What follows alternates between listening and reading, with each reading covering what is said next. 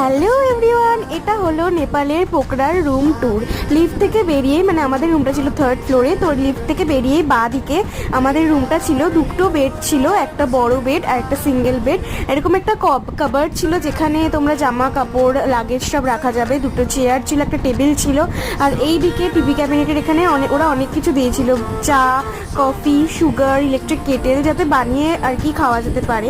তো সবই ওরা দিয়ে দিয়েছিল।